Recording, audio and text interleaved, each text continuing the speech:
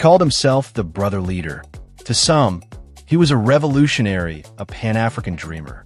To others, a tyrant who ruled with an iron fist. For over 40 years, Muammar Gaddafi controlled Libya with oil wealth, bold visions, and brutal power.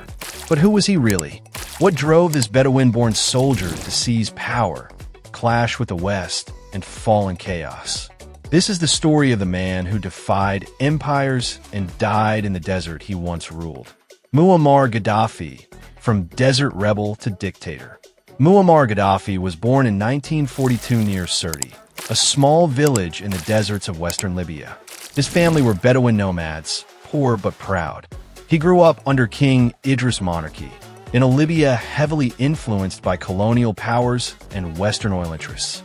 Even as a child, Gaddafi showed a deep sense of nationalism and resentment toward foreign domination, especially after watching Egypt's Gamal Abdel Nasser, a man he deeply admired.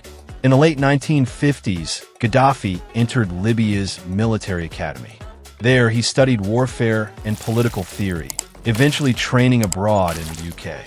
On September 1st, 1969, at just 27 years old, Gaddafi led a bloodless military coup, overthrowing King Idris while the monarch was on vacation in Turkey. He declared Libya a republic, but unlike other leaders, Gaddafi didn't take the title of president. He preferred leader of the revolution. Gaddafi quickly nationalized oil, expelled foreign military bases, and redistributed land. He became a symbol of anti-imperialism and a champion of Arab unity. In the 1970s, he released his famous Green Book, a strange blend of socialism, Islam, and direct democracy. It laid out his system, the Jamahiriya, a state ruled by the people but guided by him. At home, he built roads, schools, hospitals, all funded by Libya's booming oil exports. Poverty and illiteracy dropped dramatically, but political opposition was crushed. Dissenters disappeared. The secret police ruled the streets. Gaddafi married Safia Farkash, a nurse from Benghazi. Together, they had 7 biological children and reportedly adopted 2 others. His sons played powerful roles in government, business, and the military. The most prominent, Saif al-Islam Gaddafi, was seen as the modern, reformist face of the regime. But behind closed doors, the Gaddafi family was often described as lavish, secretive, and, at times, violent, especially in international circles. By the early 2000s, Libya was sitting on Africa's largest oil reserves, and Gaddafi used it to strike deals with Italy, France, Russia, and even the US. He invested in European companies, funded African development projects, and was rumored to have bankrolled revolutionary movements abroad. Estimates of Gaddafi's personal wealth vary wildly, but some sources suggest his family may have controlled $70 to $100 billion in assets, hidden in bank accounts, real estate, and sovereign funds. Libya's Libyan Investment Authority was the face of the money, but Gaddafi blurred the lines between the state, himself, and his clan. In the 1980s, Gaddafi's Libya was accused of supporting terrorist groups and rebel movements from Ireland to the Philippines.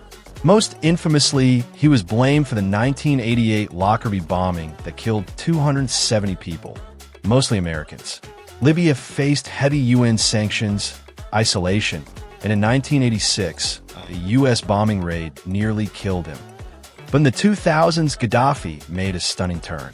He renounced weapons of mass destruction, apologized for past actions, and re-entered the global stage, shaking hands with presidents and prime ministers. Still, many never forgot his past, and others never trusted his future. In 2011, the Arab Spring swept through the Middle East, and Libya was no exception. Protests erupted. The regime cracked down. But this time, the world intervened. A NATO-led bombing campaign, backed by the UN, helped rebel forces fight back. After months of war, Gaddafi was captured near Sirte, his birthplace. On October 20th, 2011, he was beaten and killed by rebel fighters. His final moments captured on video and broadcast worldwide. After 42 years of rule, the Gaddafi era ended in chaos. More than a decade later, Libya remains deeply divided. The vacuum left by Gaddafi's fall has been filled by militias, foreign interests, and conflict. Some Libyans long for stability. Others celebrate his fall. To his supporters, Gaddafi brought dignity, progress, and unity. To critics, he was a dictator who ruled with fear. Love him or loathe him, Muammar Gaddafi's story is one of ambition, oil, power, and downfall.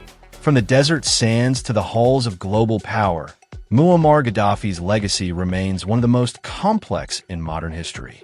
What do you think? Revolutionary or ruthless ruler? If this story moved you, don't forget to like this video, comment below, and subscribe to the channel. Thanks for watching.